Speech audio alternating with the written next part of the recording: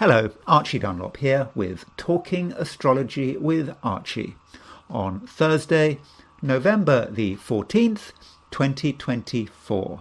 Today, I, as usual, want to look at the astrology and the I Ching for, yes, today, which is, of course, November the 14th.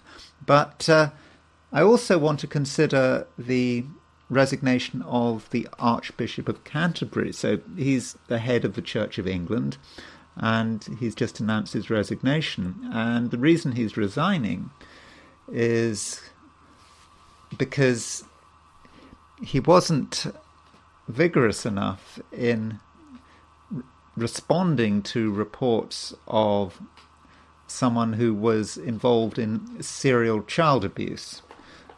This man was John Smythe, and John Smythe was running, I think, Christian camps. And during those Christian camps, children were savagely beaten, and he did this not just in England, but also in Africa. And in Africa, it's possible that a 16-year-old boy died as a result, or was connected. His death may have been connected with the activities of John Smythe. And the outgoing Archbishop of Canterbury, Justin Welby, apparently in the 70s and 80s, he'd known about John Smythe, but he didn't tell anyone. And in 2013, when he became Archbishop of Canterbury, he believed the case had been passed on to the police, but he didn't check to see if the police were doing anything about it. And as a result of all this, Justin Welby is going. So I thought it would be a good opportunity to look at Justin Welby's chart, and also to look at the chart of John Smythe. We don't have dates of birth for either man, but we have something to go on, and I think there is something very interesting going on with Justin Welby's Uranus. His Uranus seems to be a sort of a constant feature in terms of the big events in his life. Anyway, before I look at Justin Welby, I want to consider the astrology and the I Ching for today. Usual reminder, if you enjoy this video, I'd be very grateful if you to like it. If you're not subscribed, I'd be very, very grateful if you were to subscribe. And yeah, if you want to buy me a coffee, there is a link in the description. Anyway, let's look at what's happening today. So here is the horoscope for today, top right. That is Justin Welby, the Archbishop of Canterbury. And looking at what's happening today, we have at noon in New York, we've got the moon at 6 degrees Taurus. So, we did have the moon in Aries, so it's changed sign. So moon moving from Aries to Taurus, that is actually quite a big change. So moon in a fire sign, it's all about action. It's about making things happen, wanting to take the initiative. And then we move into an earth sign. Moon moving into Taurus, things do start to slow down a little. And we perhaps focus on the material world. The material world is relatively slow compared to the sort of intuitive world of the fire signs. And some of us might become more stubborn, and we might not be in such a hurry to make things happen. So there is a change.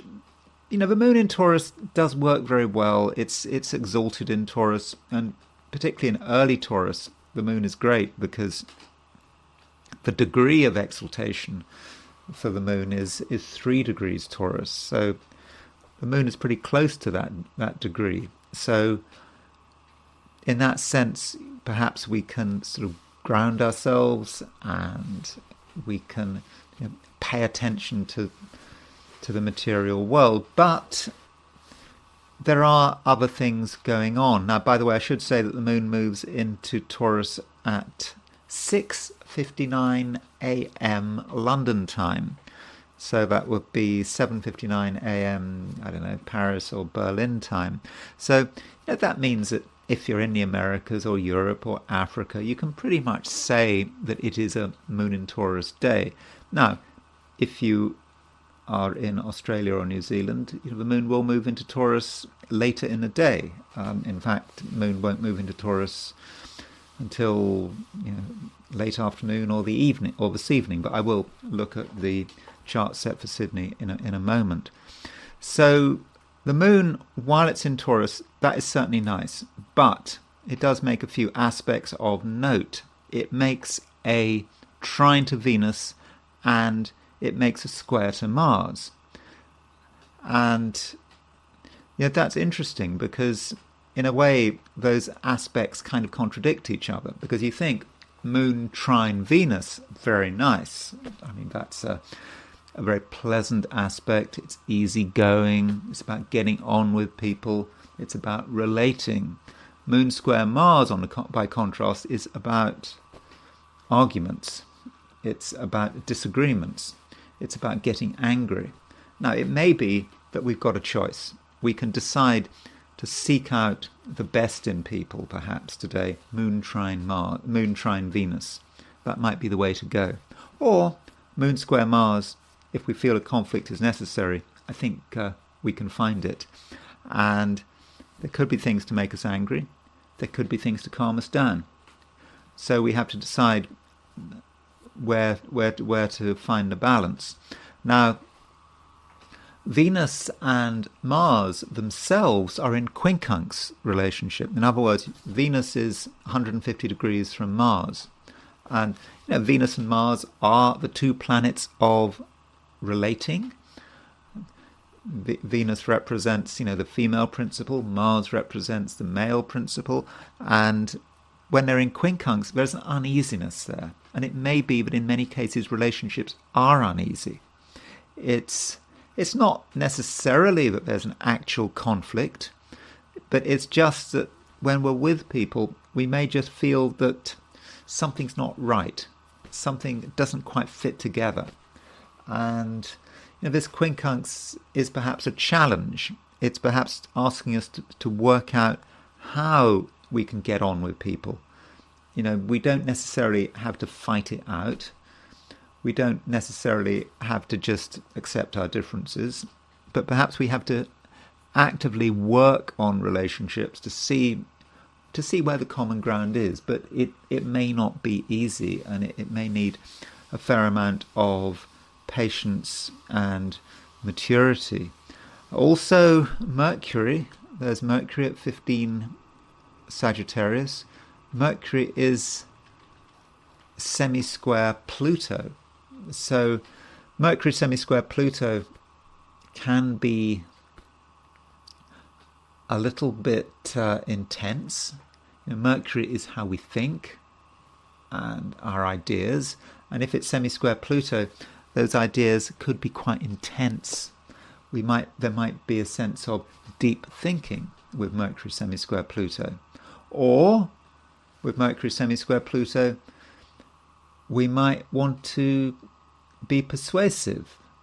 It can be about propaganda, getting people to believe our message, or perhaps other people believing some other message, maybe the government's message. Maybe there's going to be a lot of propagandists around. So if you're told something and it sounds authoritative, don't necessarily believe it. Consider the possibility that perhaps someone is maybe trying to manipulate you. That's always possible.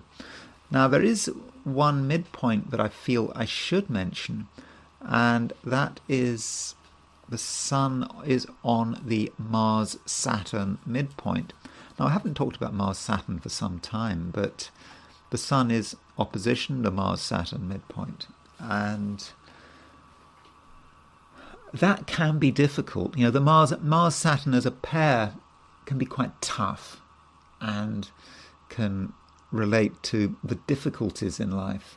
And Mars-Saturn as a pair can be linked to death and destruction. I'm not forecasting death and destruction, but with the Sun on the Mars-Saturn midpoint, it just might occur to us that things are hard and there may be things happening that bother us, things happening in the world.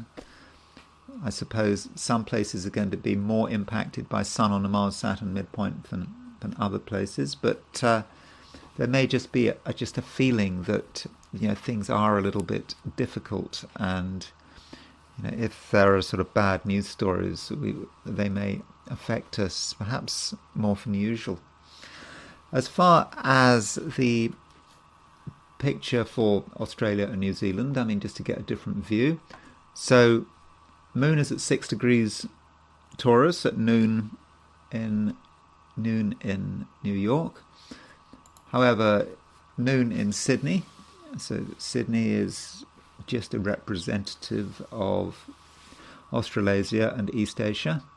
And the moon is at 26 Aries if you're in Sydney. And, so that means if you are in Australia or New Zealand, the day may not have such a moon in Taurus feel to it, because moon in Taurus won't go into Taurus until right at the end of the day. So moon is in Aries, moon is making a square to Pluto. So I think that moon square Pluto, if you are in Australia or New Zealand, may maybe dominate the day. Moon square Pluto can be a little bit intense, and you might be somewhat wary, at least on an emotional level. What happens if you express your feelings? What would happen? Yet there can be a sense of emotional transformation, things happening which maybe change everything. But don't worry about it too much, because the moon square Pluto is not an infrequent aspect. It happens every couple of weeks as moon square Pluto, so it's not so important. And it just may be actually in Australia and New Zealand that you just feel that you're wrapping something up and you're not quite ready to make the change, but it won't. And then this evening, moon moves into Taurus, and then you'll feel that the change has happened, and then by tomorrow, which is Friday, you can enjoy the benefits of moon in Taurus, because moon does work very well in Taurus, as I've already said. But that's a picture in Australia and New Zealand, and it's just a reminder that the problem of doing horoscopes on a daily basis is that not everyone's day is the same from a planetary perspective, and of course New York and Sydney are almost a day apart. Looking at the heliocentric view, so putting the Sun at the centre of the solar system. So that's it. I'm not saying that anything particularly dramatic is going on, though I noticed that Mars is square Neptune, and that may be something we need to start considering. Mars is going to make that square to Neptune over the next few days. It's not exact, but with Mars square Neptune, there can be a sense in which one is distracted. One perhaps wants to get involved with things which one shouldn't, or one might put a lot of energy into something which ultimately proves itself to be a waste of time, because one is deluded. One thinks something is important when actually it's not important at all. Also, I suppose, on a positive note, Mars square Neptune can be quite spiritual. Mars, where do we put our energy? That's the question with Mars. Neptune is something beyond us. So from a spiritual perspective, then that Mars square Neptune could be useful, but one does have to be very disciplined and very focused about it, because Mars square Neptune can so easily make false assumptions and take action on the basis of something which shouldn't actually be actionable. And yes, in some instances, Mars square Neptune can encourage people to sort of move into dangerous areas, and that's why perhaps the Mars Neptune pair, I often associate that with sleaze. There is something a little bit sleazy about Mars square Neptune. And that may be how you experience the world, maybe how you see people behaving. Perhaps there is a lot of sleaze out there. And more immediately, we have Mercury making a square to Uranus. So heliocentrically, that is exact, Mercury square Uranus. And so with that Mercury square Uranus, there could be, a certain sense of excitement that there are things happening, and at the same time, there may be scope for a surprise. Could be a good surprise, could be a bad surprise. Something happens which makes us rethink everything. We have no choice. And so perhaps we shouldn't start the day with assumptions, because Mercury squares Uranus and, things happen. And then Mercury, having made the square to Uranus, makes a trine to Mars. So the Mercury principle, I think, is quite active today. It might be about having a surprise, Mercury square Uranus, and then feeling that you need to do something or say something about it. Mercury trine Mars can be about saying things in quite a vibrant, almost violent kind of way. So that is certainly possible with Mercury trine Mars. So, heliocentrically, there are certainly things to take note of. We've got Neptune square Mars, Mercury square Mars, Mercury square Uranus. So heliocentrically, there are these high-level forces which we do have to take into consideration. So let me now look at things from the perspective of the 12 signs. So these are my forecasts for the 12 signs for today, which is Thursday, November the 14th, 2024. Aries. I've just been looking at the heliocentric picture, and the Mars is starting to make make an aspect to Neptune. Okay, it's not exact, but maybe you should be aware of it. And that Mars square Neptune might, in certain cases, be encouraging you to engage in some activity that is not going to be profitable, not going to be useful, and could in fact be harmful. So if you are considering something, you have your private doubts, but at the same time there might be pressure coming perhaps from your own curiosity, or could be coming from other people, pressure to get involved.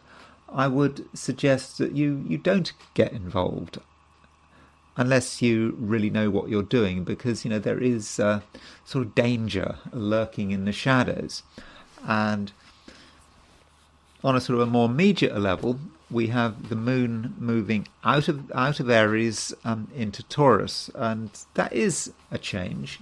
With moon in Aries, you perhaps have felt that it was time when you could do things, that you were ready to make things happen, and you perhaps wanted to take the initiative.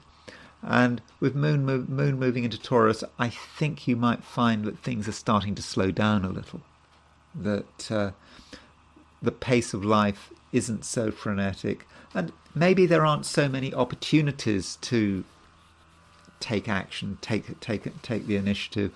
So perhaps if there's something you were really planning on doing, you'd been working it out, you were almost ready, maybe in the short term you may have just missed your chance, and maybe you have to wait a little for the planetary situation to become more encouraging.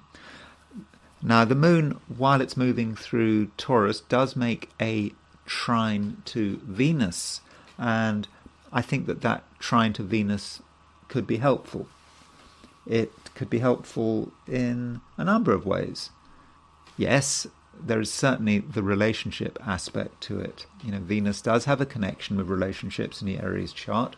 And so with moon trine Venus, if you're calm and you perhaps lose some of your craziness, if you have any craziness, that means that you can come over as someone who is quite appealing. I think people will like you. There are people out there who are ready to listen to you, and they themselves have got something to offer, and offer perhaps in a material sense. Well, now that moon trine Venus could be useful from a financial or career or business perspective, could be about meeting people who can help you, who can Perhaps you can form a useful alliance with them. You don't have to make any commitments. Probably not a good idea to make commitments, but you can certainly make connections. And in general, when you get attention, when you're in a position when you are getting attention, I think that you will express yourself very well, just provided you're just calm. There's no need to be dramatic. There's no need to show sort of outward impatience. But you might, because the moon is making a square to Mars. So that moon square Mars may tempt you to get angry about something. This is not a time for getting angry or for making big shows of being angry. I just don't think that it will be appreciated. So a bit of restraint might be a good idea.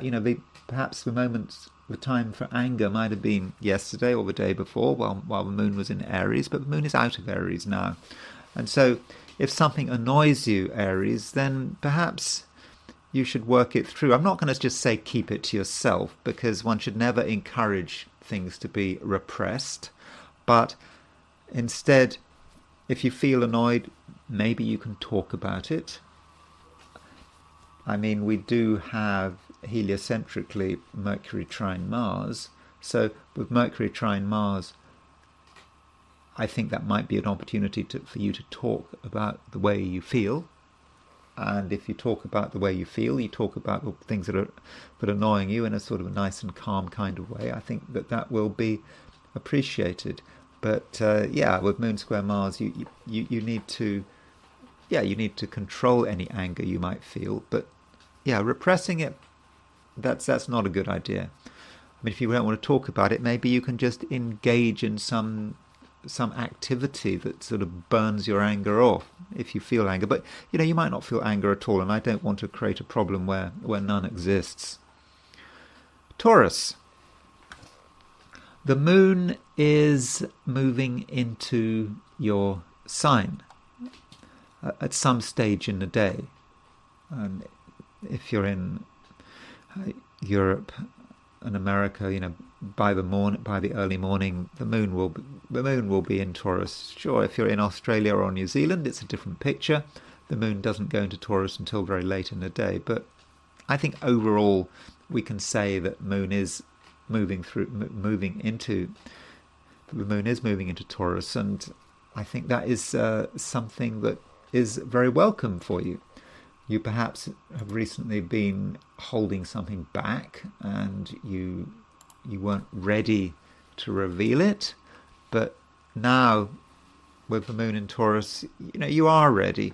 And what's really good is that the moon in Taurus does make a trine to Venus, and Venus is your ruler, so that moon trine Venus is just very easygoing, and it allows you to come over as a pleasant person, and most importantly, as someone who is trustworthy and reliable. That's what you can do. You can show that you can be trusted, that you're not going to rock the boat, that you'll honour your promises, and at the same time, it's not entirely boring. I know that might sound a bit boring, being trustworthy and reliable and all that kind of stuff, but there is another aspect to this with this moon trine Venus. It seems that by being reliable, by sticking to a plan, you can actually find something else. And it's about finding something that you really weren't expecting. But you've got to give people a chance. You've got to give the world a chance to surprise you. And that does mean that you actually have to be calm. So you're almost creating an environment where something useful and pleasant and even enriching can happen. Perhaps you'll be told something that you weren't expecting. And the reason you're being told something is because you're trusted, and you are trusted. You're told something, and that might change everything. And that might change everything, I think, in a fortunate way. So be open to that possibility. Now, the moon does also make a square to Mars. And so that means that there is still a possibility that something disrupts the harmony. And it may be that the problem could come in your home or from your home or your family. Something happening at home may upset your equilibrium, or you may get annoyed with a family member, and it may be tempted, you may be tempted to get really annoyed, or maybe they'll get annoyed with you. So when it comes to home and family with this moon square Mars, I think you do need to sort of tread carefully. It may almost be like walking on eggshells, because someone might get annoyed, someone might get angry. It might be you, might be them, and if you spend a lot of time at home, you might find that there are things that are actually disrupting your harmony. So harmony is not necessarily something you can find in your home environment. Now, going back to the theme of relationships, we cannot ignore the fact that there is a quincunx between Venus and Mars. So that quincunx, which is an 150-degree aspect, and I think with that quincunx, you might find that your relationships with other people are not entirely smooth. You can try your hardest, but you feel there's just something missing, that something just doesn't fit. And it's not about some super mega serious incompatibility. It's not about that. It's just about some niggling little difference. Some maybe a misunderstanding, or maybe a different set of priorities. And with that quincunx, I think the challenge is to kind of identify what it is and then to work it through. And I think you can work it through, because the moon does make a trine to Venus. Okay, sure, it makes a square to Mars, but I think that moon trine Venus could allow you to smooth things over and without hiding anything. This is not a time for pretending that something doesn't exist. If there is a disagreement, it needs to be recognized. But once it's recognized, it perhaps needs to be accepted and reworked. And maybe what seems to be a disagreement could actually be a point of quite useful tension. Because tension can be useful, because it can be dynamic and it can help sort of move things on. So yeah, that Venus-Mars quincunx does have to be negotiated, but I'm confident that you can handle it. Gemini, Mercury is your ruler, and at the moment Mercury is making a semi-square to Pluto. So the semi-square is a hard aspect, 45 degrees. It's 1/8 of the circle, and so with that semi-square to Pluto, you might find that something is bothering you. It might be holding you back, or you may think that when you look at the world and you look at what's happening around you, you may think, well, it's just all a bit intense. And as a Gemini, you do like to think about things. Geminis do think a great deal, and when you do think, there's a certain uneasiness there. This is something complicated that you're not quite sure how to get it out into the open. And maybe in the first instance, it doesn't have to be got out into the open. You want to reveal something. Geminis are usually quite an open sign. They don't like to keep secrets for longer than they have to. But I think for the moment, it just might be best to say nothing and just wait for the situation to develop. It is possible that there may be something you take very, very seriously today, and you wait until tomorrow and you couldn't care less about it. That is a Gemini thing. Geminis can get really obsessed about something. It can be the most important thing in the world, and then the next day it's gone. It's old news. So perhaps with that Mercury semi-square Pluto, we're talking about something that you shouldn't be you shouldn't be taking too seriously. And at the moment, we have the moon moving into Taurus, and so with the moon moving into Taurus, I'm thinking that you are going to value your privacy, and there are things that you are going to want to keep to yourself, as perhaps I've already suggested, though you don't want to be too secretive, because there is some evidence that when you make the effort, you can actually be very sociable when you want to be, and you can do things that will get people to like you.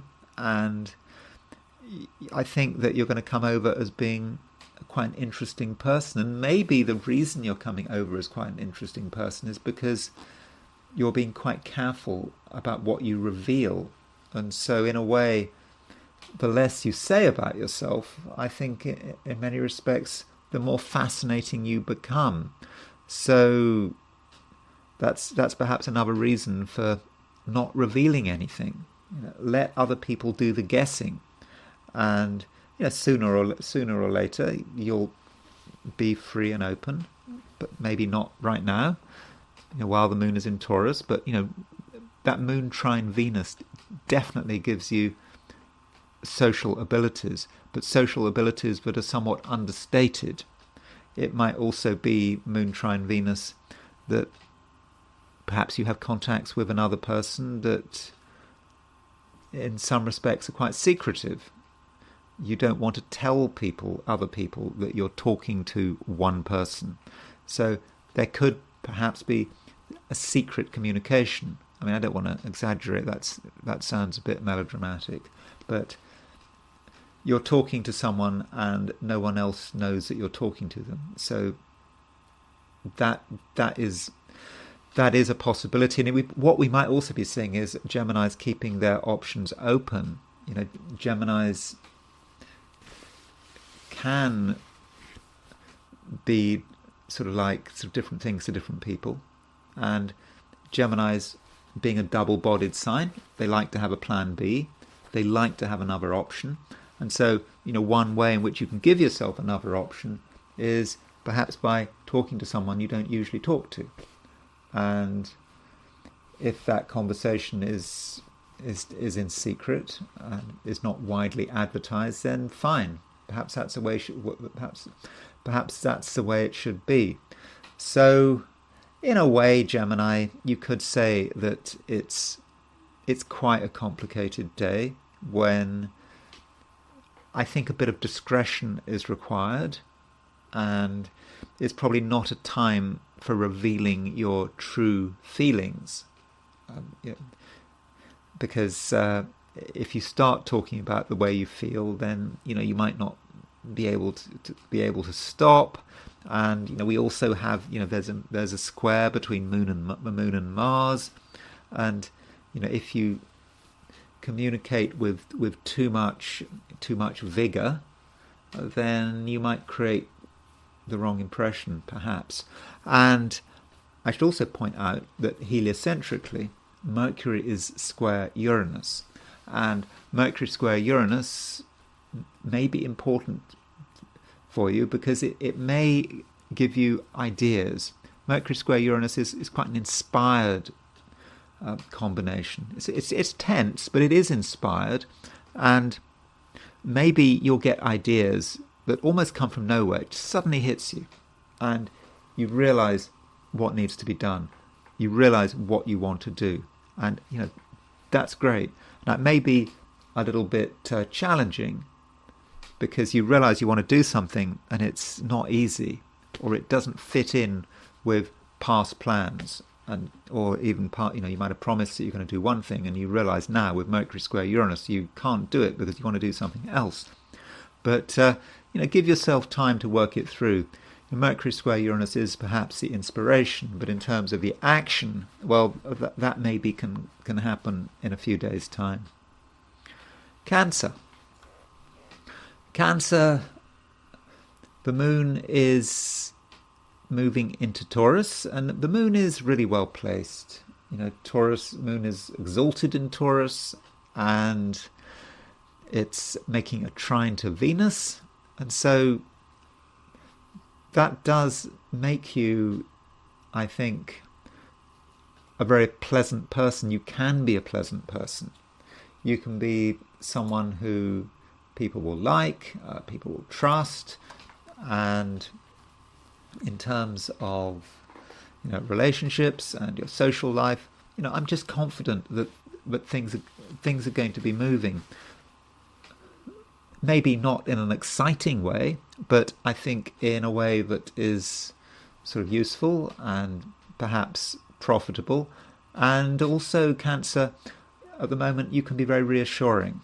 So if someone is bothered about something, you'll know how to talk it through. And in fact, your mere presence can be reassuring. You don't have to say anything. Just by just being there, that can be enough. Now, this does mean with Moon trine Uranus that relationships should work pretty well, and you'll just know how to behave. And if anyone's worried, you'll be able to put those worries to rest. And it is certainly, Cancer, a very good day for gaining people's trust.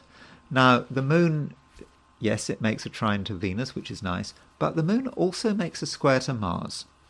Now, that moon square Mars needn't be a factor today, but it could be a factor. And what that moon square Mars could do is it could make you annoyed about something. Everything is fine. Everything is running smoothly, and then suddenly you come across something that doesn't fit, it annoys you, and perhaps you want to say something about it. You want to tell someone how you feel. And, when Cancerians get annoyed, they can get really annoyed, and they can be taken very seriously. But once you get annoyed about something, that of course does spoil the harmony. So the question is, what might get you annoyed? I think it could be money. It's Moon square Mars. Everything's fine, and then some financial issue comes up, and you realise things are not right, and you perhaps have to look after your own interests, or you see that someone's behaving in a way that just isn't good, and you have to do something about it, and it might all become a mess. So I suppose the advice there, Cancer, would, if you possibly can, you should try to steer clear of financial issues. When you're talking to people, don't talk about money, again, unless it's important. If you have a financial grievance, it might be you've got a long-standing financial grievance, and you feel that today you want to bring it up. And of course, if you bring up that grievance, you're going to have to go through with it, and you can't have much togetherness and happiness if you're worrying about whatever's bothering you financially, and people will be defensive. Okay, but you might get your way. I mean, it may well be, Cancer, that there's a financial issue that is so important that you just have to raise it. There's no alternative. In which case, I think you can be successful. I think you can resolve financial issues, but in the short term, there might be a little bit of unpleasantness and bad feeling. Though maybe you can focus on something impersonal. So it may be that in terms of your financial concerns or something that you feel is owed to you, it may not be an individual. It may be an organisation. Maybe a bank or a company. You want a refund or something like that. In that case, you can just split it off. You can make whatever phone calls you feel you need to do. You can be insistent. You can demand to talk to the manager, whatever you have to do. And in that case, I think you can be successful, and it's not going to disrupt the rest of your life. It's just more of an issue if you want to address financial matters with your friends or your family or other associates, because as soon as money starts being talked about, it just can get out of hand. And yeah, you'll get your way, but there might be a cost. Leo. Leo, in the introduction to this piece, when I was talking about the general astrological picture, I mentioned the fact that the Sun is opposition the Mars-Saturn midpoint.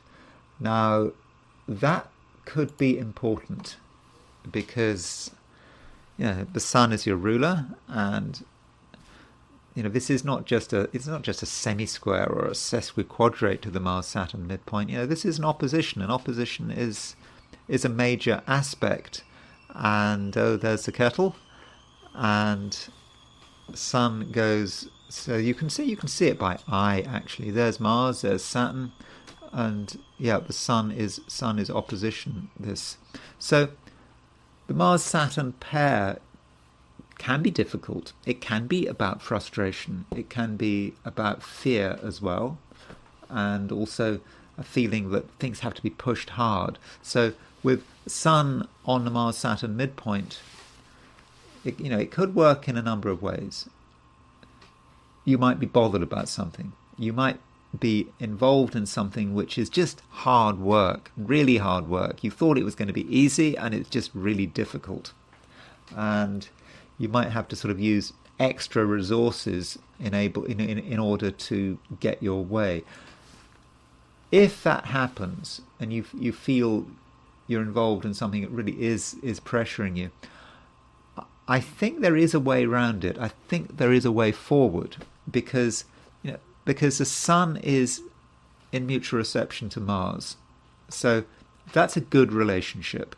So the Sun, your ruler, is in Scorpio, the sign of Mars. Mars is in Leo, the sign ruled by the Sun, and then Saturn intervenes. So we've got Sun on the Mars-Saturn midpoint, and because of that mutual reception, I just think that if you really push it, if you're really insistent on getting your way, seeing things through, I think you've got what it takes to be successful.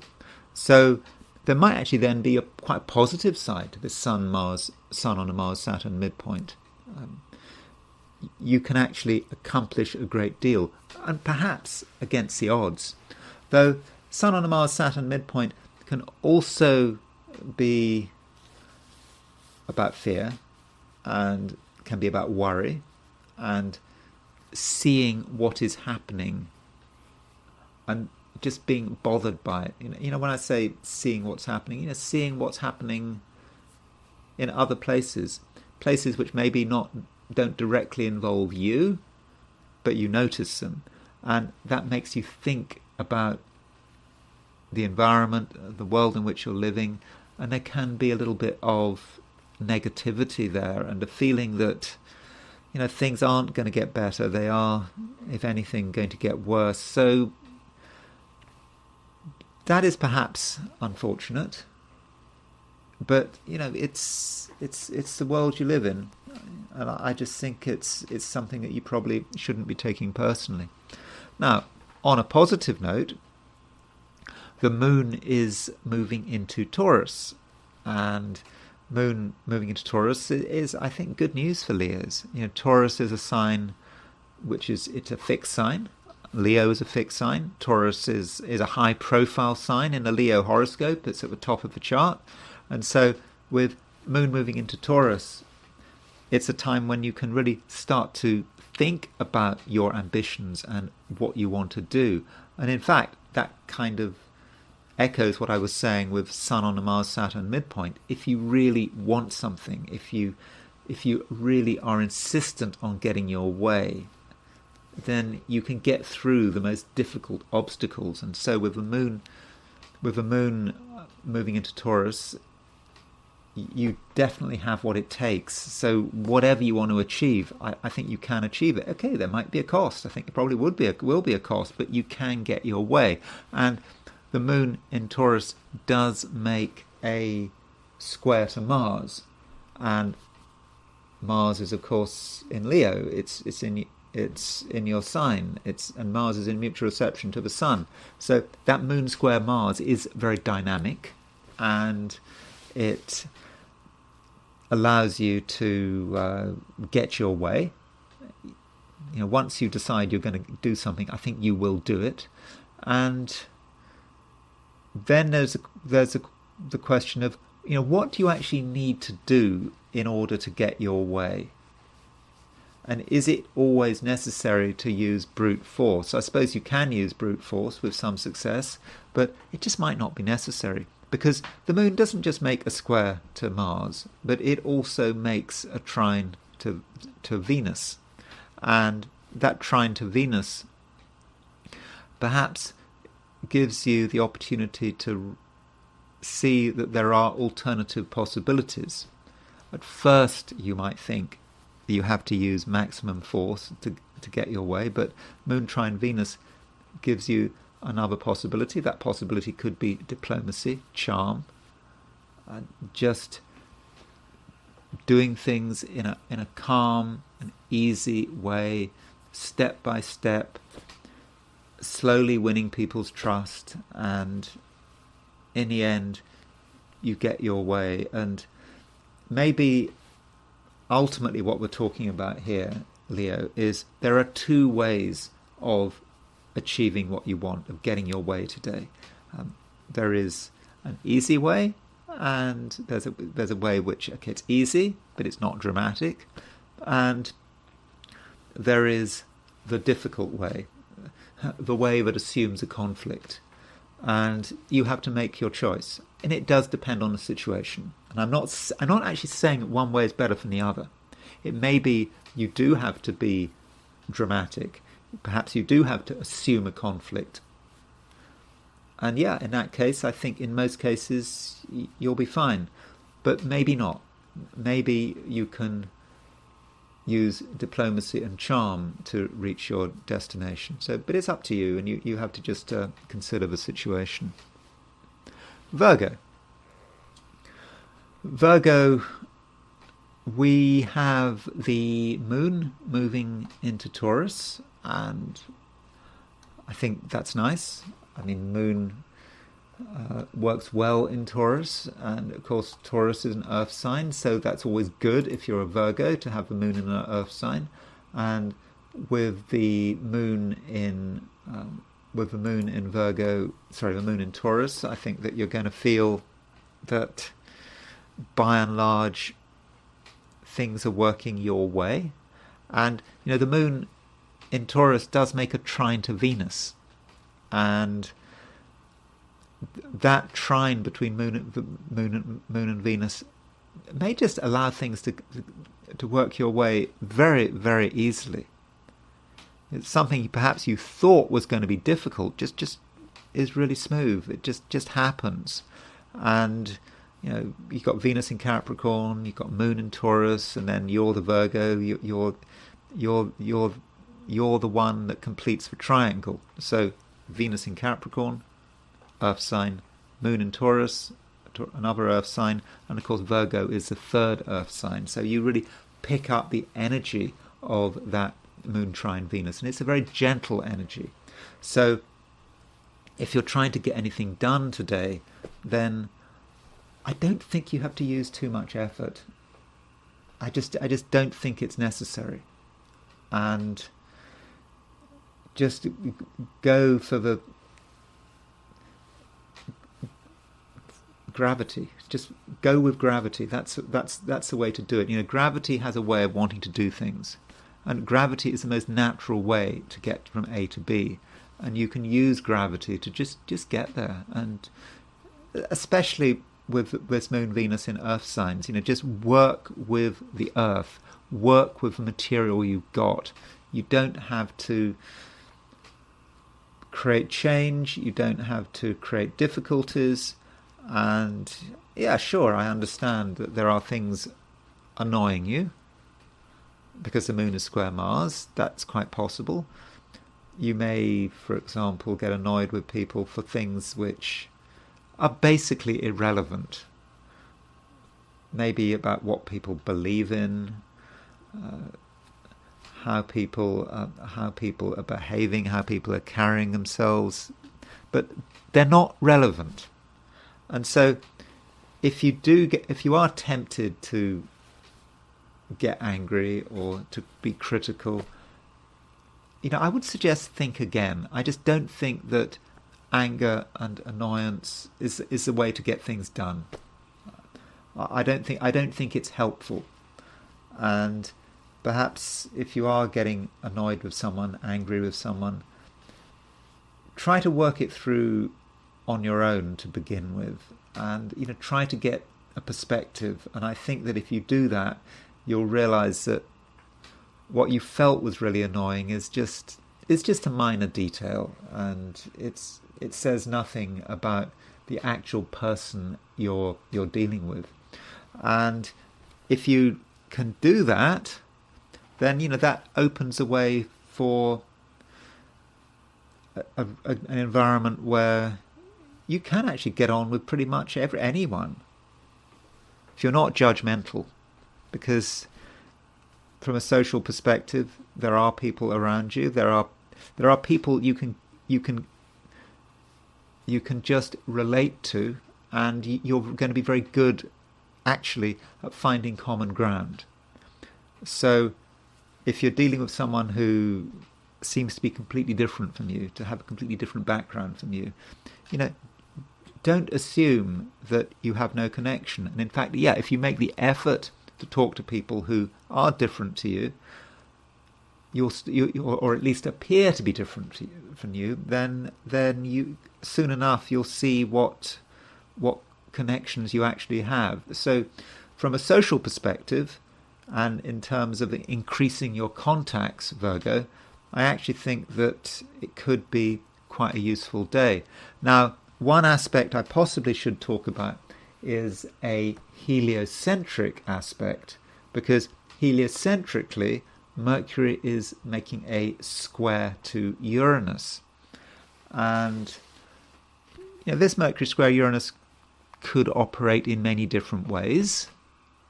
I mean, it might be verbal, saying things that occur to you, saying things that something's on your mind, and you want to talk about it in quite a dramatic and active way. I'm not quite sure if that's the best way of using the Mercury square Uranus aspect. I think it might be better if you use it on a more inspirational and perhaps private level. Mercury square Uranus can be about inspiration. It can be about having ideas that you didn't realize that these ideas could happen, but these ideas happen. At first, they might be difficult to deal with because you're being confronted. You're being asked to see things in a different way, and you don't want to see things in a different way.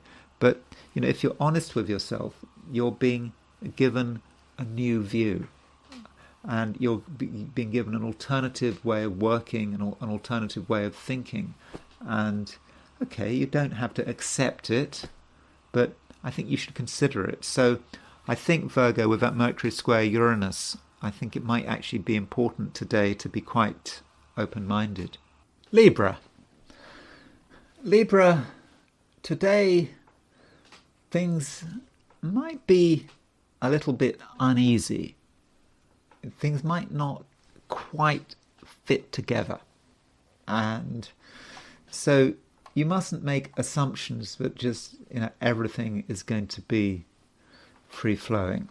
And one area where there might be the odd difficulty, or at least a certain feeling of uncertainty, might actually be relationships. And the issue we have is that Venus and Mars are in quincunx with each other. So Venus, obviously a very important aspect, a very important planet to you, is making a 150-degree aspect to Mars. And so with Venus making a quincunx to Mars, that may indicate a certain sense of uneasiness in terms of you and other people, including the people who are important to you. You are a Libra, of course people matter, and you would love to get on with them, but it might not be easy, at least on a superficial level. You might want things to be easy, but it's going to be difficult, because I think that any differences that exist between you and another person may at the moment be very clear, and you might be sort of surprised by other people's responses and their attitudes. Maybe they're going to be more egotistical than you expected. Perhaps you'll find that some people just are really into their own egos. They want to do things their way, and it seems that they're not prepared to compromise, and you find this worrying. At least at the moment you find this worrying. And I suppose, your immediate reaction might be to just say, well, you're dealing with someone that you can't get on with, you don't like their attitude, so, why put yourself through the whole thing? Move on. That might be your first approach.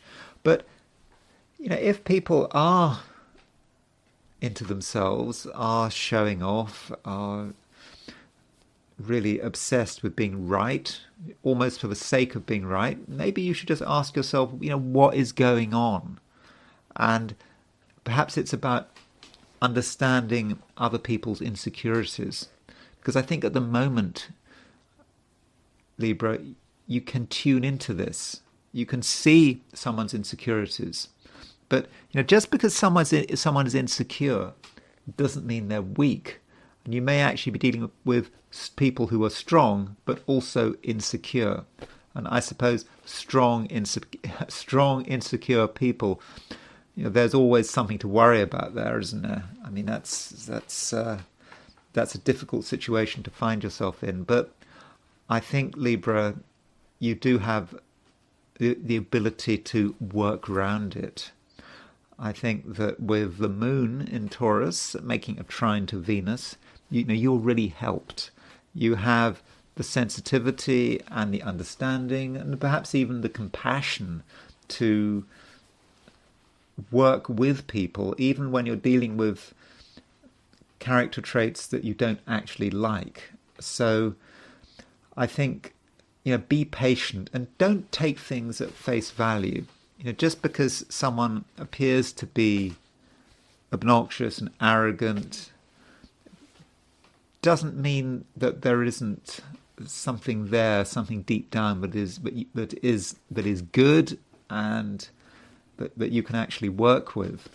And in fact, if anyone is being obnoxious or arrogant, it may just be a passing phase, and you should perhaps look at it almost with a sense of humour.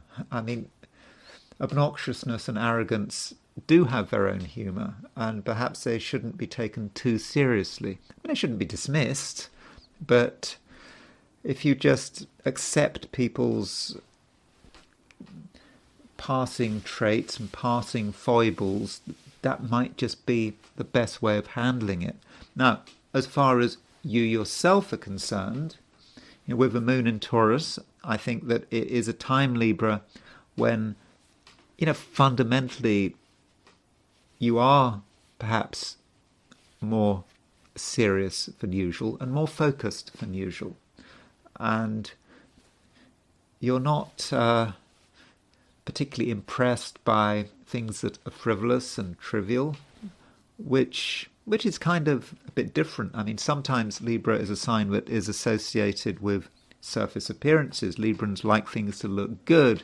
They don't want to get too deep down into things. But I think at the moment you are ready to try to understand what's going on under the surface. And in that sense, you're ready to do some emotional exploration. And I think that emotional exploration with the moon square Venus can actually be very useful. And really it's just the emotional exploration, not just of yourself, but as I've already suggested, in terms of other people. So, there's no need to get angry with anyone. You can use that energy, not rather than getting angry, you can use that same energy to actually understand someone. And even if you're in a situation where you feel you're being held back, so in terms of what you'd like to do today, you may not be able to do everything that you'd planned. And maybe one reason for that is that someone's being unreasonable, or perhaps it's something bureaucratic that's unreasonable. It's just something unreasonable that doesn't make sense to you is preventing you from doing everything you want to do. And yeah, it's easy to get annoyed, but I don't think you should get annoyed. I think you should just take the whole thing in your stride. And if you take this kind of tolerant approach, I think that you can really benefit in quite a big way. You might feel short term that you're in a fairly weak position, but you're not, because you fundamentally understand things that just other people don't get, and you understand the big picture, and you have a sense of perspective, and because of all that, you don't get annoyed.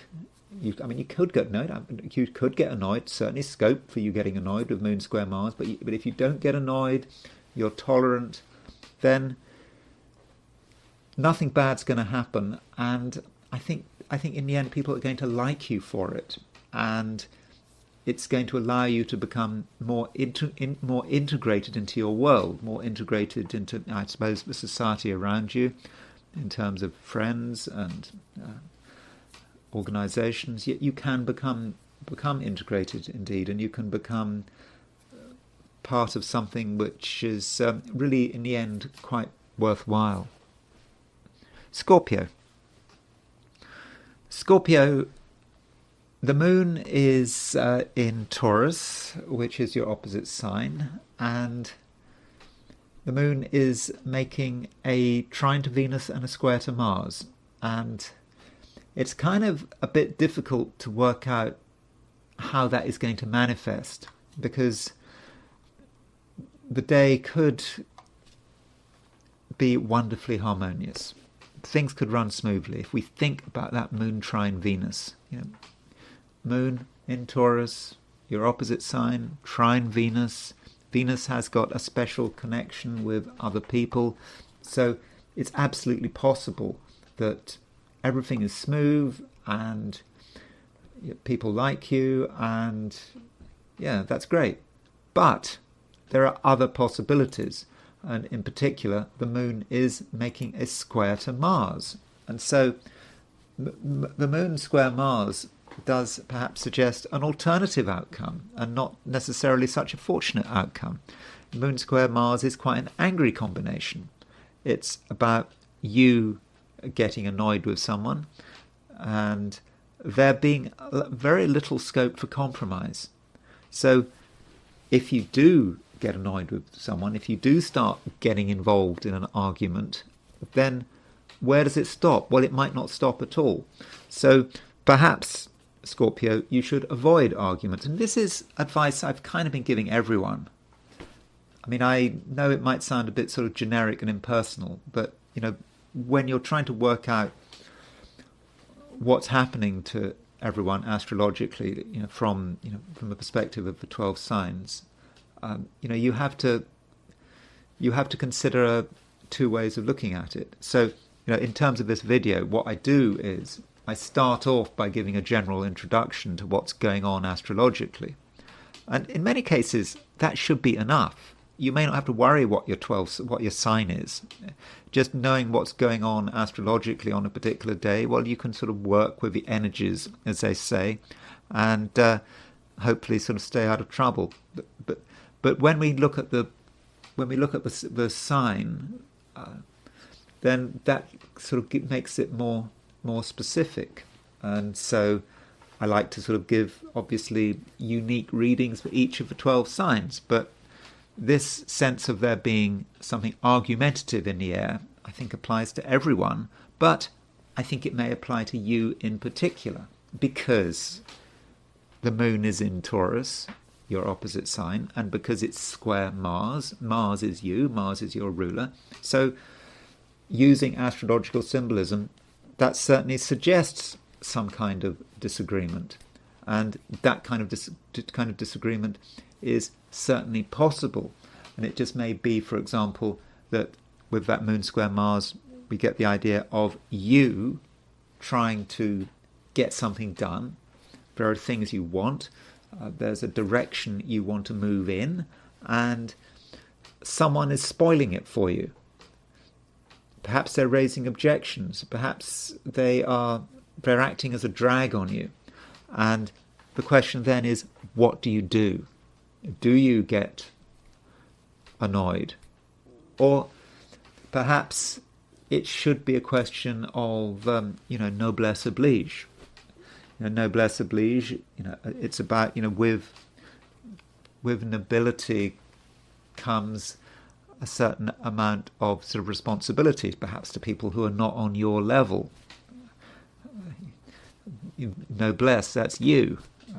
That's your nobility. You oblige people because they don't get it in the way you do. And so perhaps that's something you should think about. Especially with Mars. At the moment, Mars is your ruler. It's very strong. It's in Leo. It's in mutual reception with the Sun.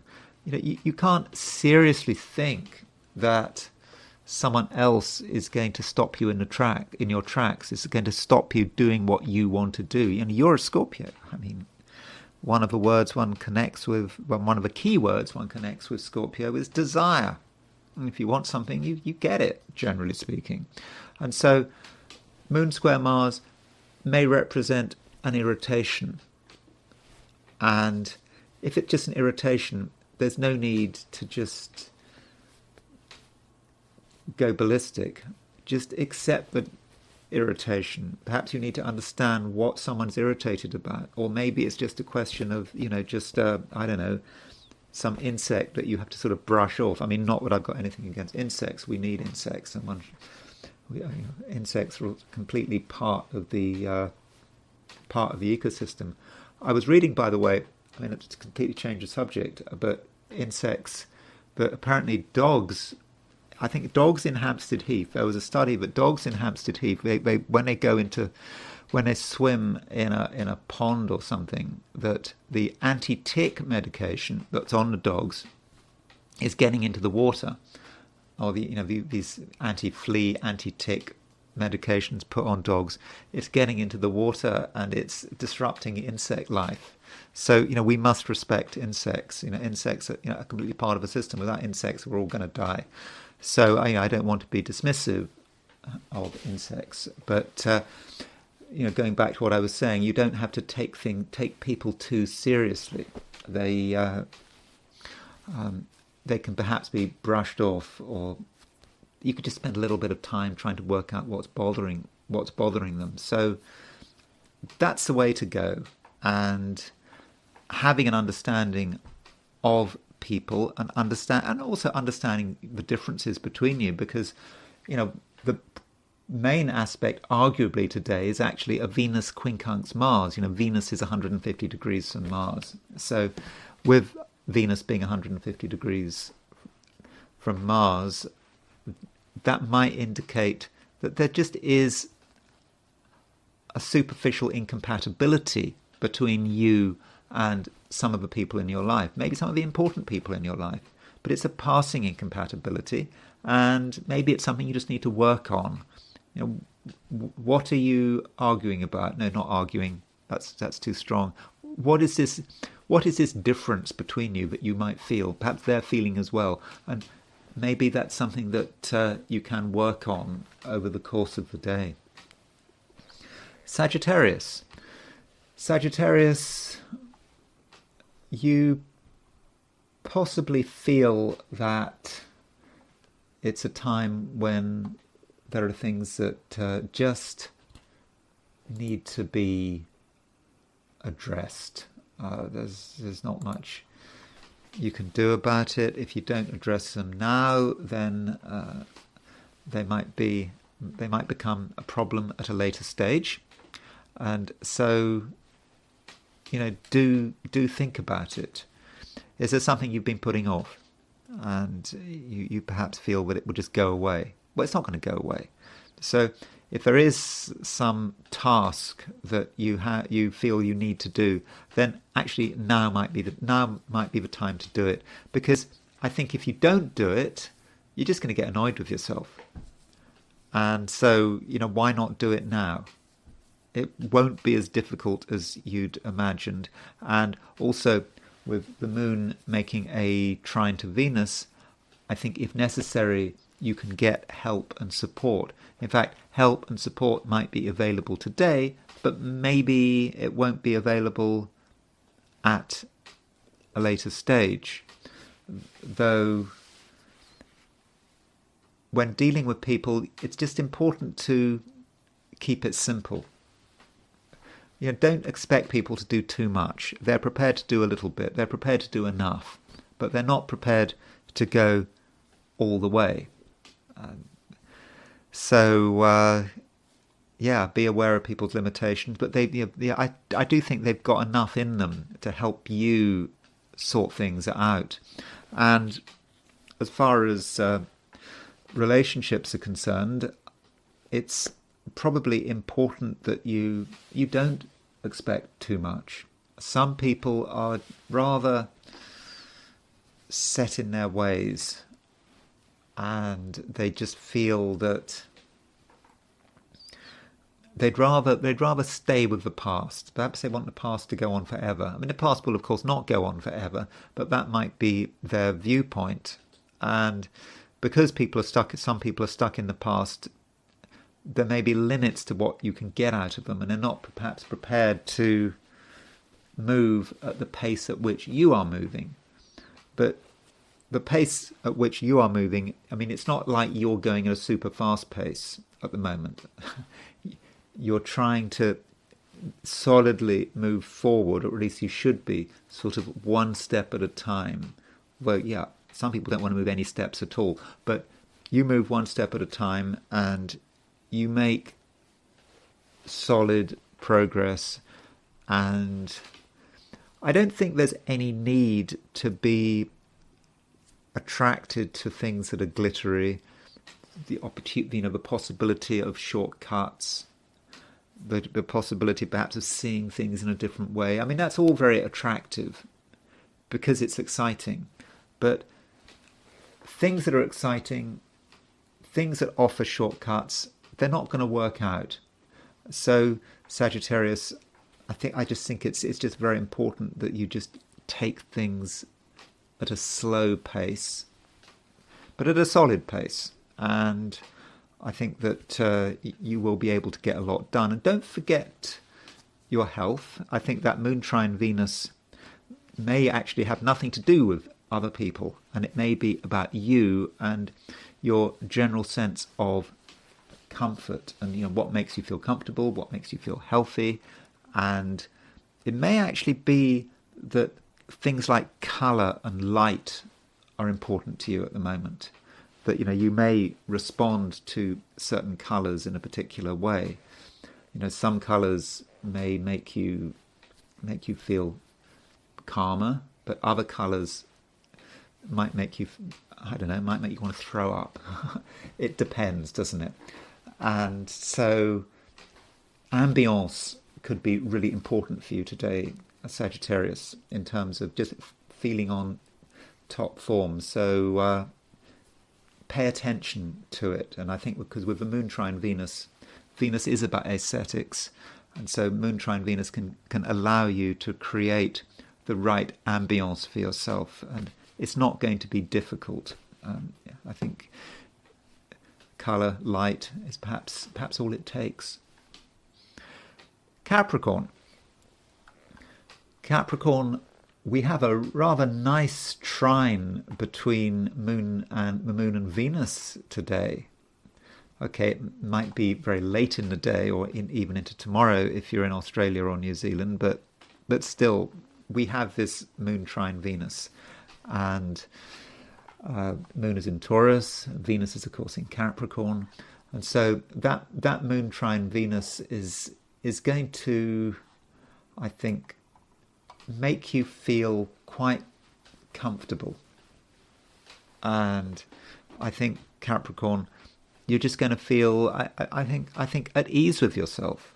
And you're not going to be struggling for anything. You're not going to be striving. You know, sometimes the thing that can make us most miserable is just feeling that it's not, we don't have everything we need. There's always something else we want. There's always something else we should do. You know, things might be good, but they could always be better. And so there can be that constant sense of dissatisfaction.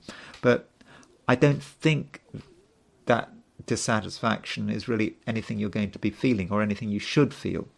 You should be absolutely satisfied with the way things are, and it's not a time to be worrying too much about other people's expectations of you, because I think at the moment you're just doing it right, and that's it. And you know, you could say that is all there is to say, but at the same time, you know, yesterday I talked about Saturn being on the Uranus-Aries midpoint, Saturn being semi-square, the Uranus-Aries midpoint. Now, that aspect is still around, and it will be around for quite some time. And I don't want to keep talking about it, because, you know, it's going to be around, particularly because Saturn is about to go stationary direct. Saturn is at a fixed point almost. So because of that, there is going to be this sort of constant feeling that something big is in the air, and it's about everything. It's about the earth. It's about the country you're living in. It is big, and I think, Capricorn, you just should accept, and I think you will accept, that is just part of the scenery. That's part of the world in which you live. It's nothing that you can immediately do anything about. You can certainly prepare for it, and it certainly shouldn't be undermining your sense of equilibrium. I don't think it will undermine your sense of equilibrium. And in fact, perhaps the best way to prepare for the future is just to make sure that you yourself are in tune with everything. And I think today, with that moon trine Venus, I really do think that you are in tune with things, and you're able to get things in perspective, and you're not trying to be someone that you're not.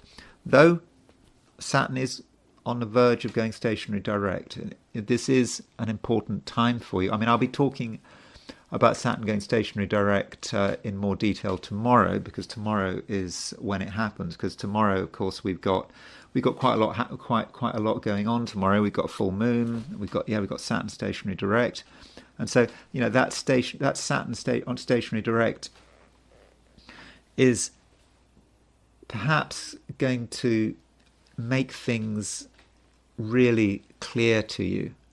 You know, there may have been some uncertainty in the past. You may have been going back over old ground, but now with Saturn going direct, it's all becoming obvious, and things are slowing down to an extent where you can start to see them. You really can see them. But I don't want to go into too much detail about that today. I will talk about it tomorrow. Aquarius. Yes, Aquarius, Saturn is going stationary direct, as I was just telling Capricorn. And that is a big deal. I mean, the actual precise moment that Saturn goes stationary direct is tomorrow, but it's pretty much now.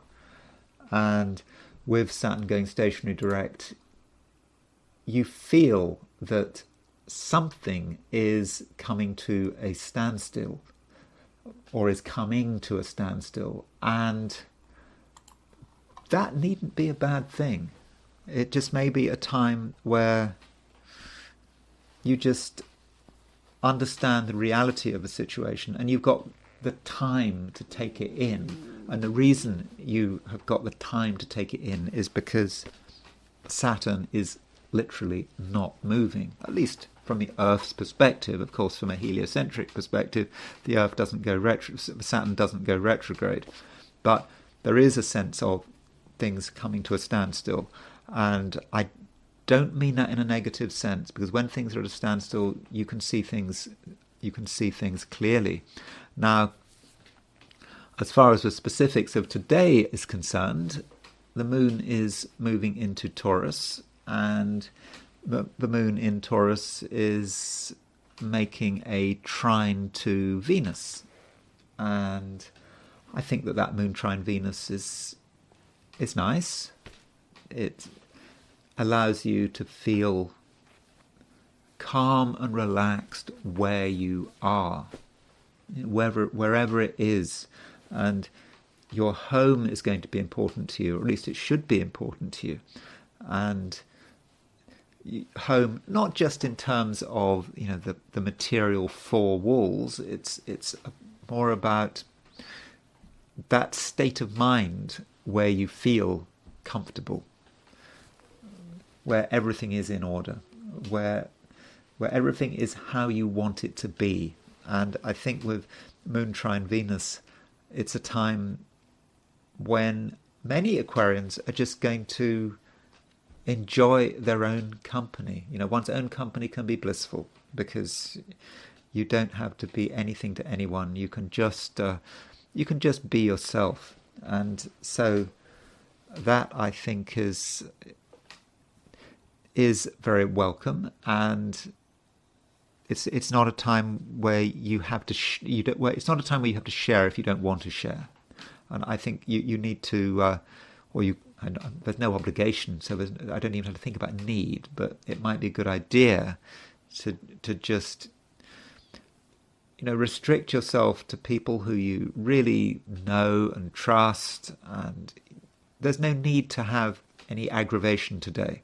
Absolutely no need at all. Now, that doesn't mean to say that there might not be aggravation, because the moon is not just trine Venus, but it's also square Mars. So Mars is 3 degrees Leo. In other words, Mars is in your opposite sign. Moon is square Mars. So we could interpret Moon square Mars as being about uneasiness, about a disagreement, about Mars being someone who is stubborn, someone who wants their way, someone who wants attention. And that could spoil everything. Yeah, the wrong person could spoil everything. I mean, that is absolutely possible. Or is it the wrong person that spoils everything? Or is it your reaction that spoils everything? So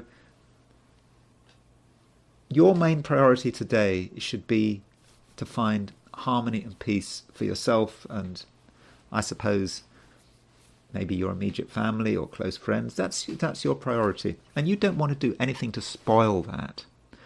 And I suppose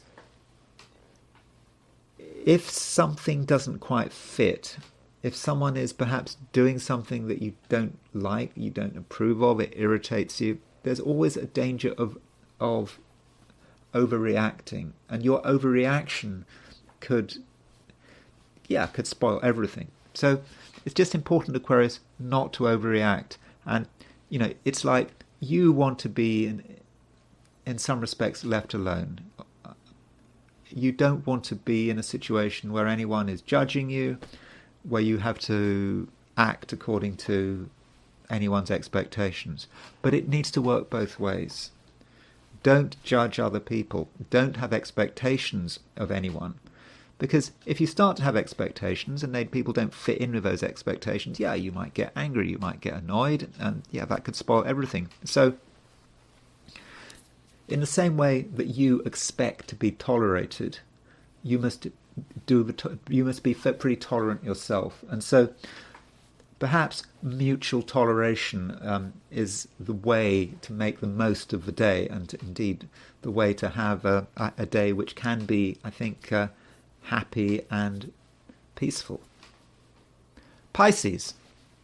Pisces, we have the moon moving into Taurus. Okay, the moon might not move into Taurus until late in the day if you are out east, Australia, New Zealand, for example.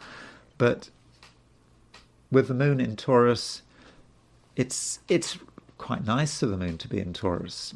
The moon does work well in this sign because it's exalted, and from a Piscean perspective, the moon is in the third house. So if we take Pisces as the first house, Aries as the second house, and then Taurus is the third house, it's a third house, and it's said that the moon joys in the third house. So you could say that from a Pisces perspective, Taurus is absolutely where it should be, and the moon is making a trine to Venus, which is even better. So things are looking good, and I think that you're able to express yourself. There's a message you have to deliver, or a message you might want to deliver. And so if there are messages you need to deliver, now is definitely the time to do it. You'll be able to do it in a way that is very harmonious, and at the same time there can just be sort of a useful buzz of activity over the course of the day. Not frenetic activity, just feeling you want to do one thing and you want to do another thing, and it all just runs very, very smoothly. And I think, Pisces, you will be able to get on with most people. People will appreciate you, but don't have too many expectations. Some people are actually quite set in their ways today, and they perhaps rather focus on the past than the future, and there may even be a sense of delay, in the sense that some people may be just deliberately delaying something.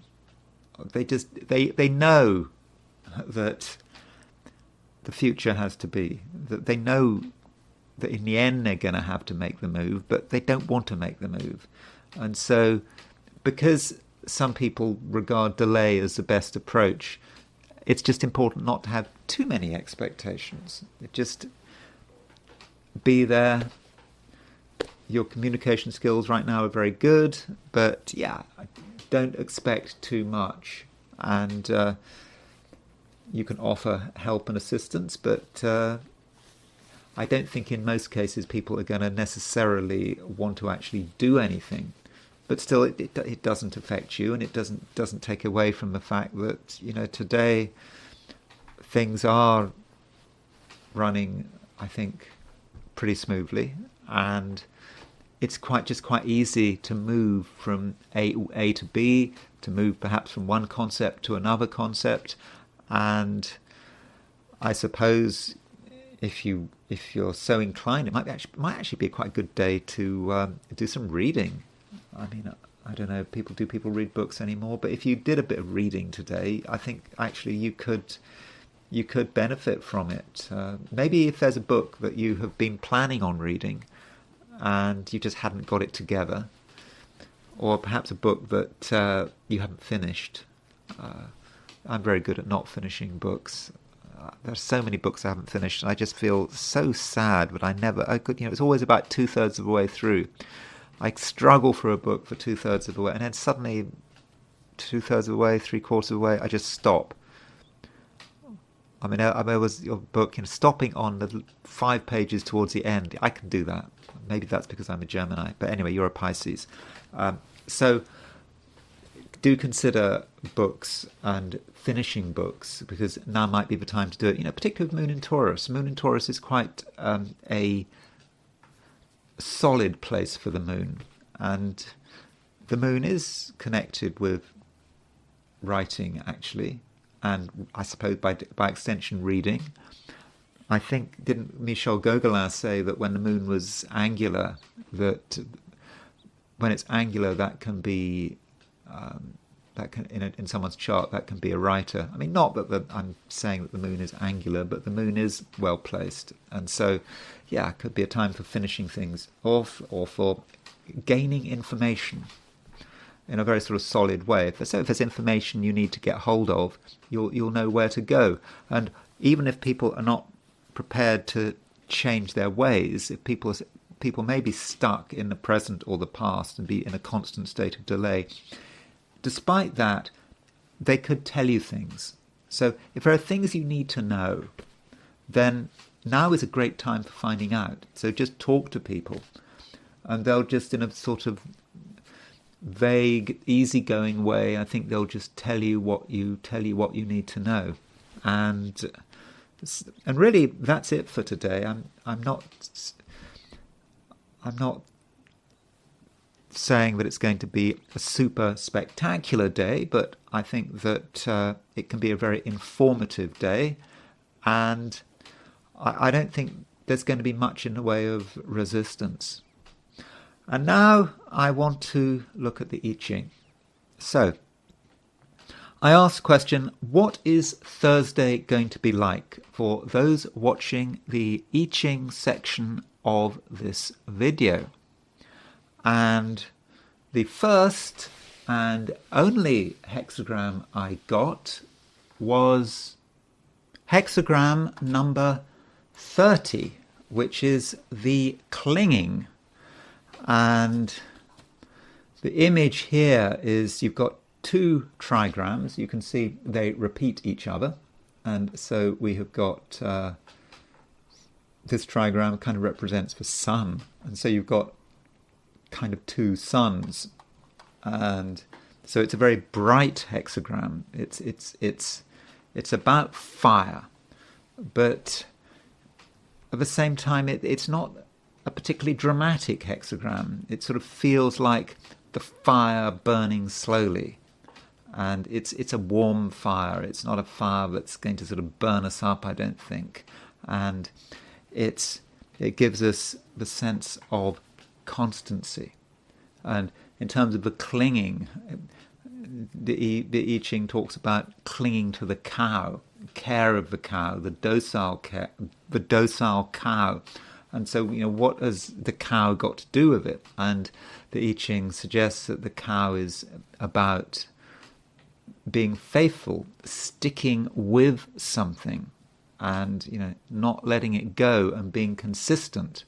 And so, really, we've got a hexagram which doesn't move. It represents consistency, and it represents faithfulness.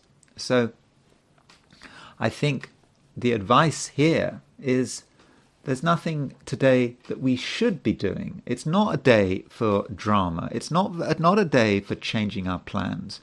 If we've made a commitment, we should just honour that commitment.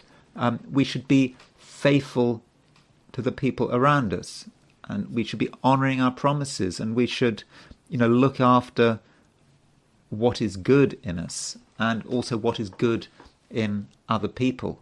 And that is the way to make sense of what is happening. So drama should be avoided. Now, interestingly, if we look at the nuclear hexagram, the nuclear hexagram is the hexagram within the hexagram. And so if we knock off the top and bottom lines, you're going to end up with a hexagram which has got its top and bottom lines are going to be broken lines. So the nuclear hexagram is preponderance of the great.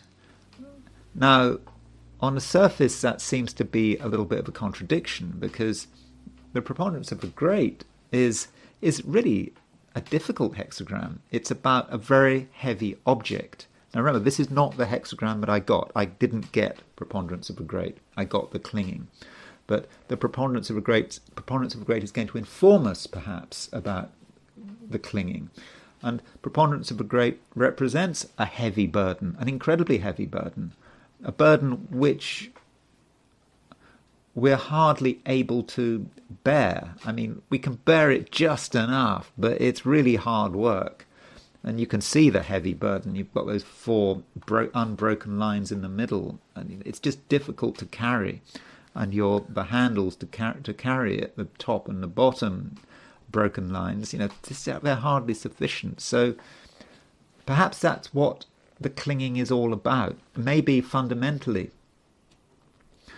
going back to that hexagram, the clinging, we need to see things through, and underneath it all, yes, there is something heavy we're having to deal with, but the I Ching is telling us how to get through, how to get by, and it's just telling us not to be over dramatic, stick to what is good, and honouring our promises, and doing what is expected of us, and nurturing what is good, and by doing that we can get through. And so it is a locked hexagram. It's not going anywhere. So regardless of what the astrology said, remember the I Ching is giving a different view. The indication here is, it's not a day when we can expect massive things to happen. We just have to be faithful and not break our promises, and nurture what is good within ourselves, and then we'll be able to carry the burden, and things will be fine. And now I need to look at Britain, and in particular the horoscope of Justin Welby, who has just announced his resignation as the Archbishop of Canterbury. Now, this may be of no interest to you. I mean, I wouldn't have said it was of huge interest to me. The Archbishop of Canterbury is not quite the position that it used to be in the old days. But, the people not going to church, the Church of England has been in decline for some time. And people have noted that there's Justin Welby. No, that's his solar arc direction. There is his natal chart. People have noticed that. There it is. Sorry. Okay, there is his natal chart. I don't have a time of birth for Justin Welby, so I'm just going on the day he was born. On the day he was born, so I believe he was born in London, in Hammersmith, and so what does this tell us about the Archbishop? So the Archbishop is interesting because he was born in 1956. He was, I believe, ordained on January the 28th, 1992. So, sorry, June the 28th, 1992. So he was 36 years old when he was ordained as a priest. So that's pretty late. I mean, I know people get their calling, at all times of life, but for someone who could then become Archbishop of Canterbury, how did he manage? How did he do that? I mean, that's quick. You go into a new career, almost 36, early middle age almost, and still everything runs smoothly. I mean, that's pretty amazing, isn't it? It probably helped that he came from a privileged background. He went to Eton, and I mean, just because you go to Eton doesn't mean you're guaranteed success. But of course, Eton is this independent school in Britain. An independent school is, of course, called a public school, but it's not a public school. But he went to Eton, the most prominent of a public school in England, in the UK, and he went to Cambridge, sort of the usual path, and then he worked for an oil company, and then he became a priest, and very quickly he went through the hierarchy, and in 2013 he was made Archbishop of Canterbury. So that's exceptional. and that might suggest that he was a kind of person that people wanted to promote. And maybe that's part of the problem that he's got at the moment. I don't know, of the problem that he had. So his chart is quite dramatic in its own way. I mean, it's not an easy chart. I mean, he's got, I don't know his time of birth. Chances are his moon is in Scorpio, but if he was born early in the day, the moon might be in Libra. So he's got his moon in late Libra, early Scorpio. In other words, he definitely has a moon in the Via Combusta, and the moon conjunct Neptune. So I suppose moon conjunct Neptune in Scorpio, that can indicate spirituality, I suppose. I mean, someone who devotes their life to religion in the end. Also, it's kind of interesting in terms of symbolism. If he indeed has moon conjunct Neptune, I mean, he must have a moon conjunct Neptune at some level, regardless of when he was born. That he's gone for two Neptunian professions. Firstly, he was involved in the oil industry, and then he got involved in religion. And of course, Neptune rules oil. Neptune also arguably rules religion, although you could argue that really it's kind of Jupiter. But we can perhaps consider that. And he indeed has Jupiter sextile Neptune in his chart. So Jupiter sextile Neptune can be about spirituality, putting one's energy into religion and having high hopes. Jupiter Neptune can be over optimistic, but that Jupiter's in Virgo. That's not a great sign placement for Jupiter. I mean, I know that lots of people have Jupiter in Virgo. I'm sure some of you listening to me have got Jupiter in Virgo. There's nothing wrong with Jupiter in Virgo, but perhaps when you become a prominent figure, your Jupiter in Virgo starts to become, that Virgo issue may become more important. And Jupiter in Virgo, Jupiter is in its detriment in Virgo. And so, and if you're Archbishop of Canterbury and you've got Jupiter in Virgo, Jupiter is about religion. But Jupiter in Virgo, how does that work? Because Virgo is all about the details. How can you have vision with Jupiter in Virgo? I don't know. But he has Jupiter sextile Neptune, so somehow he's kind of working it through. And Jupiter sextile Neptune could be the oil industry, could be the Church of England. I suppose it could be both. And he has got Mars-Saturn conjunction. I mean, this is someone who, at times, things are difficult for him. I mean, he has had tragedy in his life. I think I was reading his biography. He had I think in the early 80s, he had a 7-month-old daughter who was killed in a car accident. I don't know the details. I mean, but so you could say that is about tragedy. And there's his Mars conjunct Saturn, but it's difficult. Things are tough, and he doesn't make it easy for himself. There is a sense of constant struggle and not being satisfied. That is a possibility. Just feeling that everything is hard work. That could be how Mars-Saturn conjunction is working, because it's in Scorpio. So that might be, I suppose, the struggle to find God, the struggle to find what is right. So that could be part of what he's doing. And a few other aspects. He's got Mercury square Neptune. Again, Mercury square Neptune, Mercury in Aquarius square Neptune. He's perhaps undermined, perhaps in terms of his thinking. There's something troubling him with Mercury square Neptune.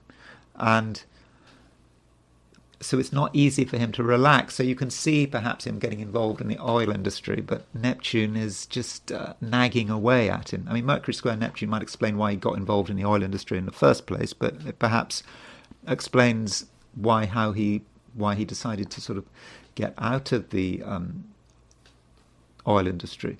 Now, outer planets. He has got Uranus square Neptune, and I think that this Uranus square Neptune, as I will be demonstrating, is a critically important aspect. Now, for ordinary people who are not Archbishops of Canterbury, who are not super famous, are not super in super powerful, responsible positions, maybe Uranus Neptune in your chart doesn't mean so much, but he certainly has it. Now, Reinhold Ebertin said about Uranus square Neptune, he said that it was the elimination of the waking consciousness. And, he has, I think, said he spoke in tongues. So that he is someone who perhaps can have that elimination of waking consciousness. It can happen to him. But things just happen, perhaps he has experiences, Uranus square Neptune, when he's not fully with it, perhaps. I don't know. And of course that might have something to do with his calling or how he found God, and I will be looking at that. And look at Mercury. Mercury is square Neptune. Mercury is opposition Uranus. So that kind of fits for someone who has in his past, I don't know if he speaks in tongues anymore. I think he did mention it when he was young, he spoke in tongues. Mercury opposition Uranus, Mercury square Neptune, that would fit perfectly. And you can throw Chiron in as well to give added spice to that. So that's his chart. I mean, obviously there's a lot more I can say about his chart, but I don't have a time of birth for him.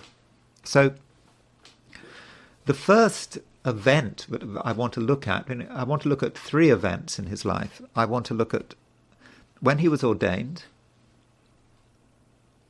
Sorry, no, I don't. I want to look at not his ordained. I want to look at when he had a super religious experience when he was at Cambridge. I want to look at when he was ordained to an extent. I don't think there's a huge amount happening when he was ordained. When he was enthroned as Archbishop of Canterbury, and of course when he announced his resignation. So he was ordained, I believe. Sorry, I want to look at one thing first. There was an event.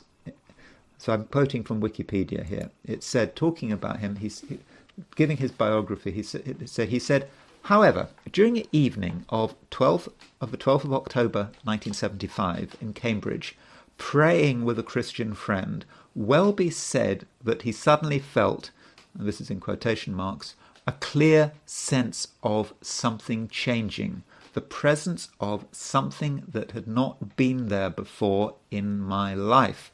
So this might be the moment, October the 12th, 1975, where he really found God.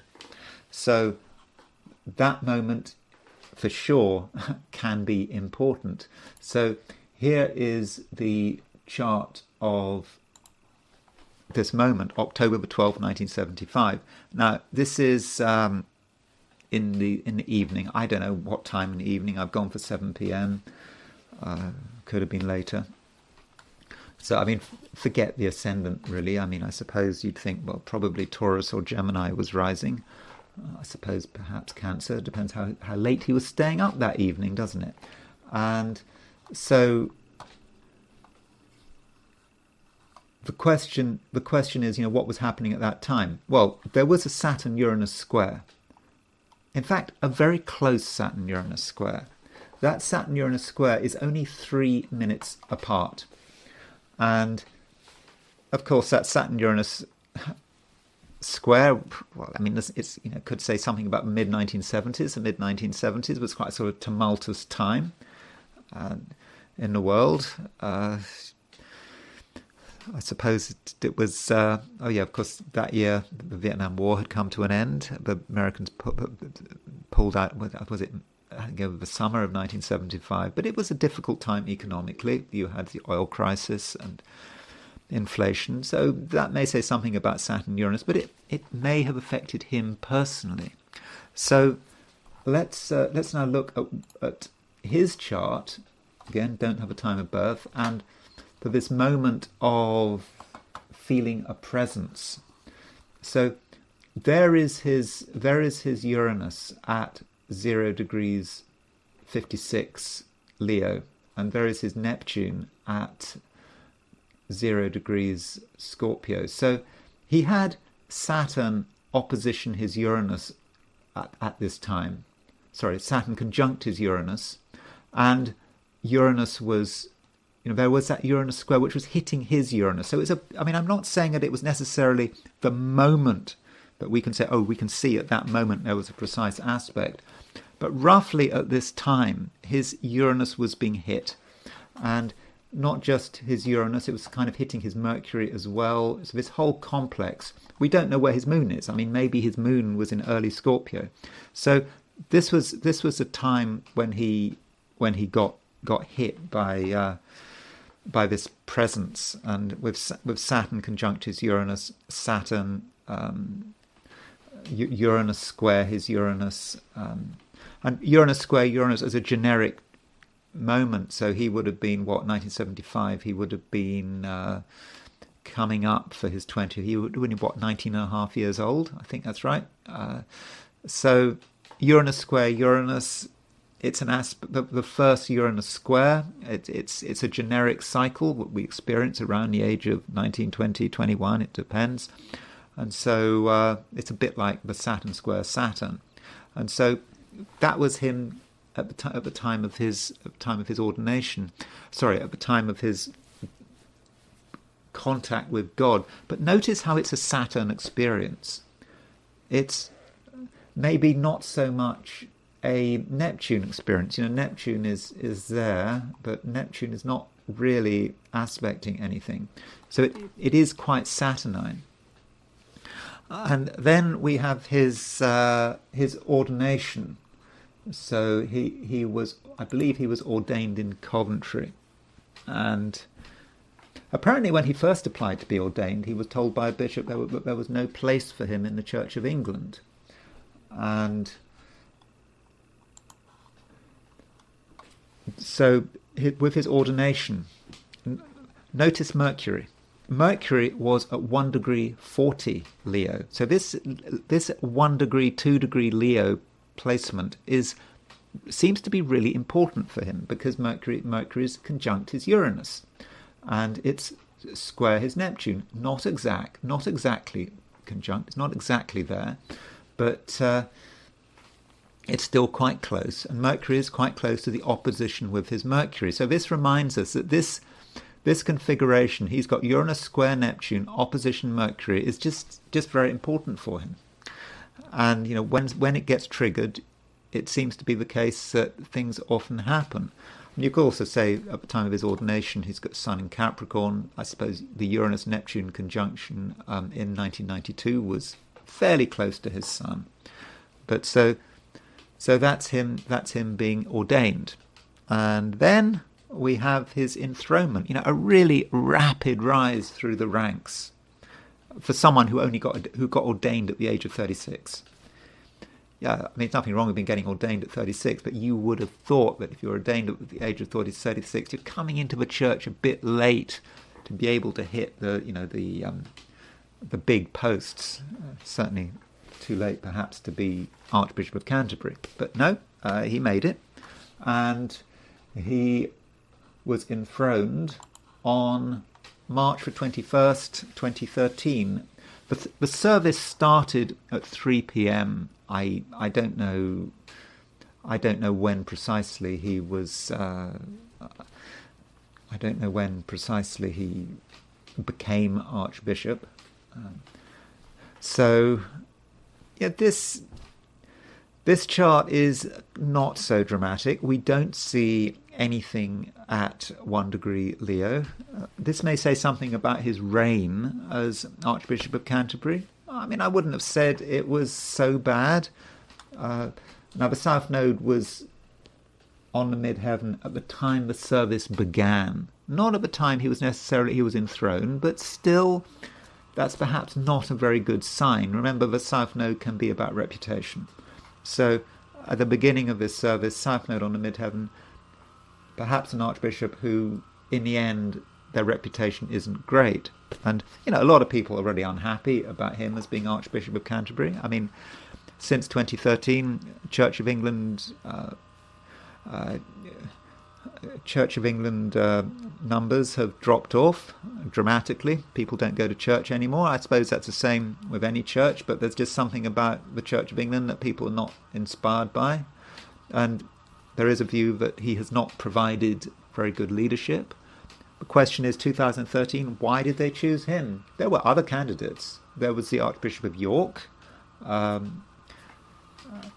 who was very popular. I think the Archbishop of York, I can't remember his name, he was originally from Africa. He was quite traditional, but he was popular. People liked him. I think he was actually many people expected him to be Archbishop of Canterbury, but no.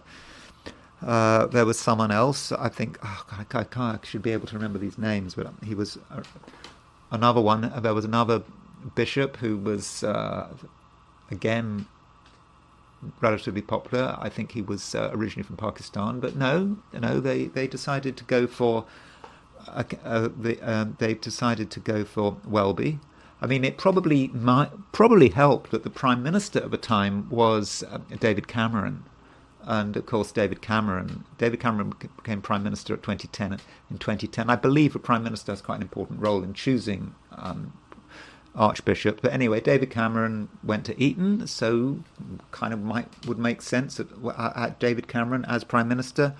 Another old Etonian became Archbishop. So that's his enthronement.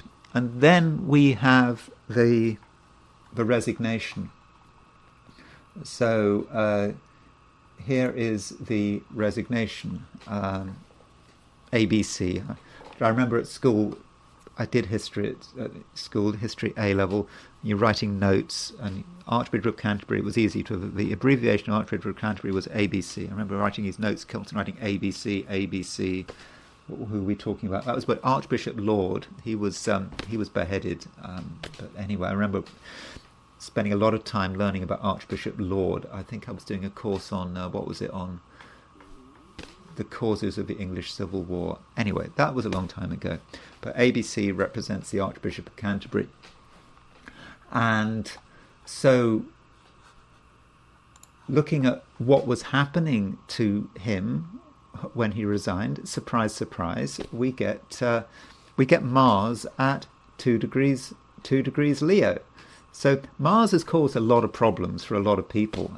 I talked about, in terms of the presidential election, Mars was hitting all sorts of people's charts, and it was hitting Kamala's Mercury, wasn't it? It was, I think it was hitting Alan Lichtman's Mercury as well, wasn't it? The guy who predicted that Harris was going to win.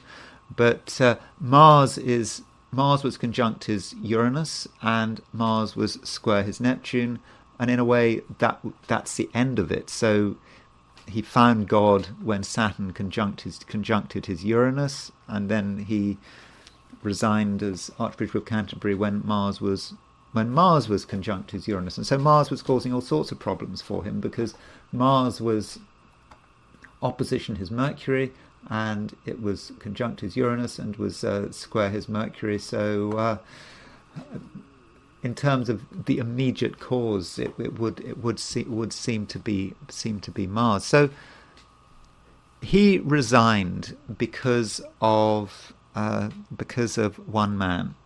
This man was John Smythe, and we do have a date of birth for John Smythe.